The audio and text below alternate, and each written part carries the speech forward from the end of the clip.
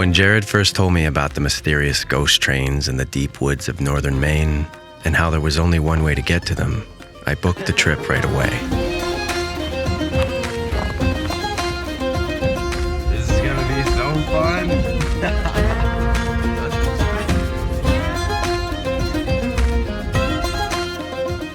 And we convinced our friend John to go too.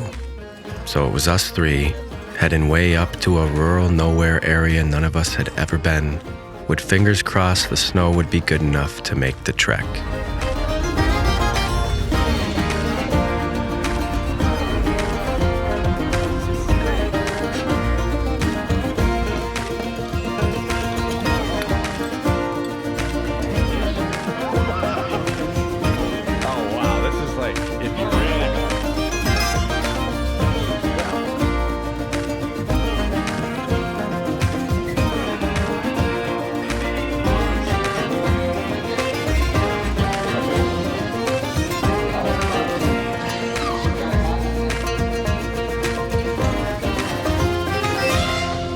We had a log cabin base camp we could ride from for the next few days, and after the long drive, we headed to the grub house where we became friends with Brian the bartender.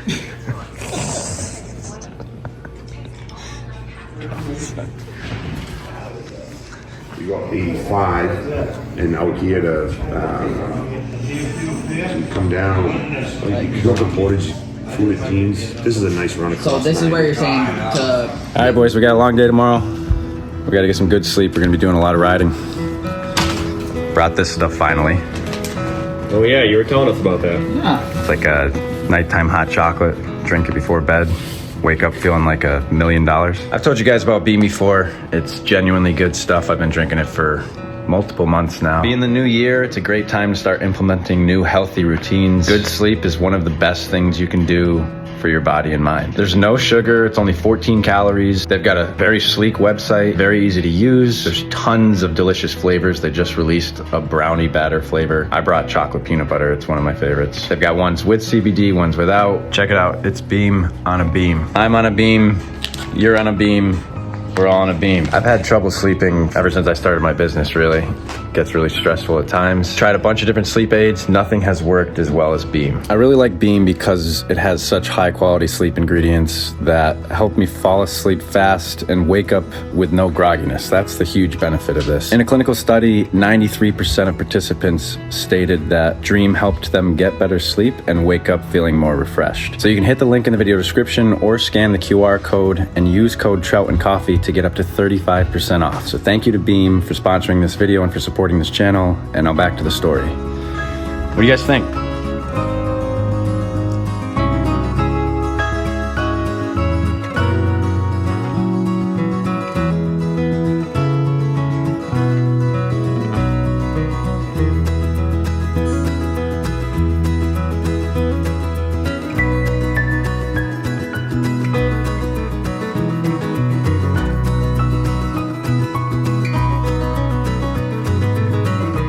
Woke to a glorious day, though the air was ice cold and felt like it could be single digits.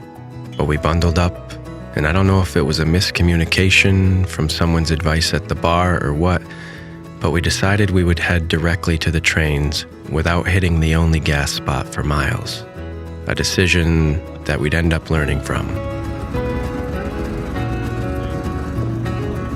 And we were riding brand new sleds, which was a bit different from back home where all my sleds are from the 90s. So no matter what happened or where we ended up, this trip was gonna be a treat.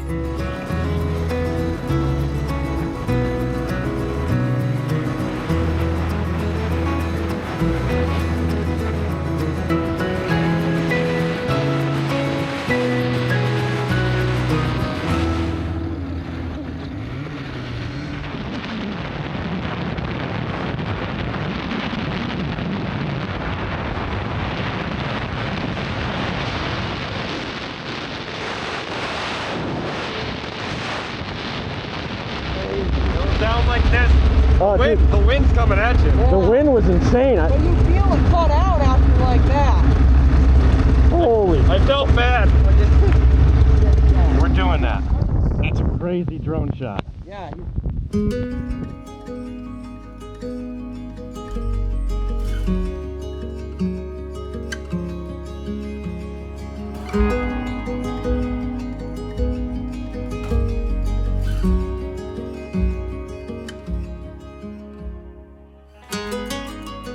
The trails were a bit different than back home, too.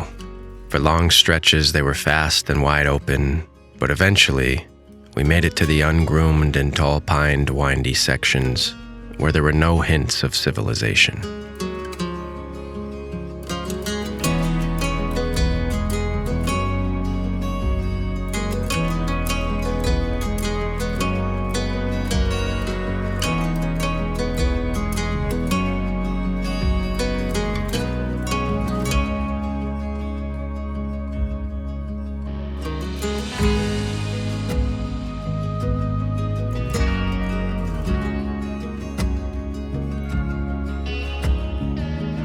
And after a few hours, we were close. What's that? Wonder where they came out of. Yes, indeed.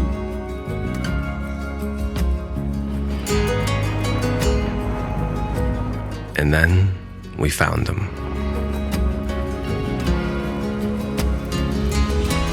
A pair of old 200,000-pound steam locomotives left behind from a logging operation in the early 1900s.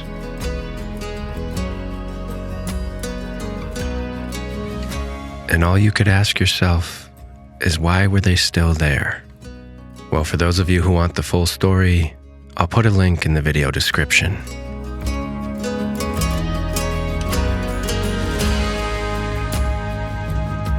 These old tales and stories always wake up that boyish urge to wander and explore and uncover the past. I haven't had an adventure with this kind of a reward in a long time, and it's got me craving more.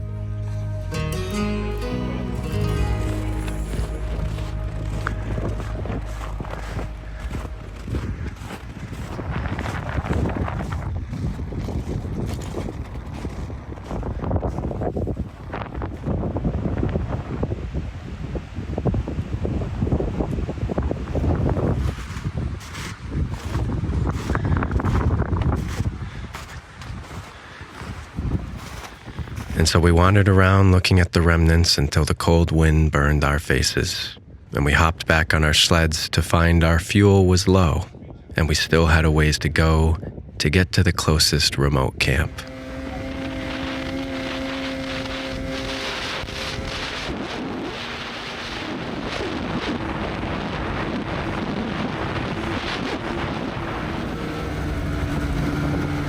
But luckily, we met two guys at the train who had some extra fuel with them, and they guided us to the camp, where we refilled our 10-gallon tanks, and John's sled took 10.1 gallons. We're almost out. Yeah. We're on fumes. That's what happens when you go 99 across the lake. 1 gallon. But this place called Libby Camps was a gem, the kind of spot I fall for right away, with tons of little cabins, a big lake, and a long history of hunting and fishing and good timeless outdoor living.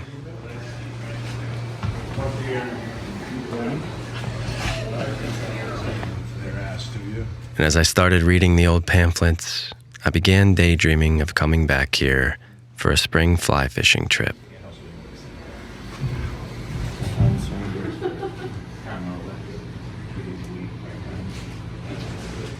There really is something about being way up here in Northern Maine that does feel more rural and wild than the rest of New England.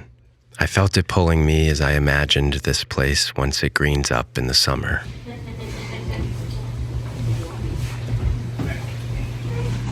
Do you have ginger ale? I'll have one of those, please. I want to straighten out this year or something. Full of the smokehouse steak, and then And after a spot hitting lunch, we were back on the trail and heading to another camp that felt even more remote.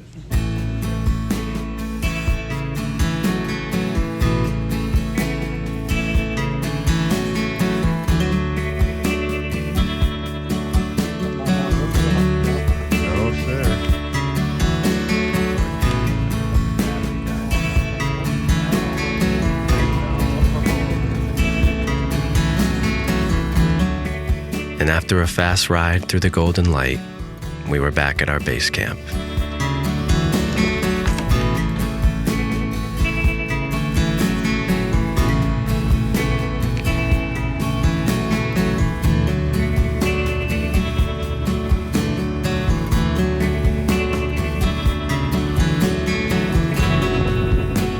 And then Jared and I took a beautiful sunset ride to get a few groceries in one of the local towns.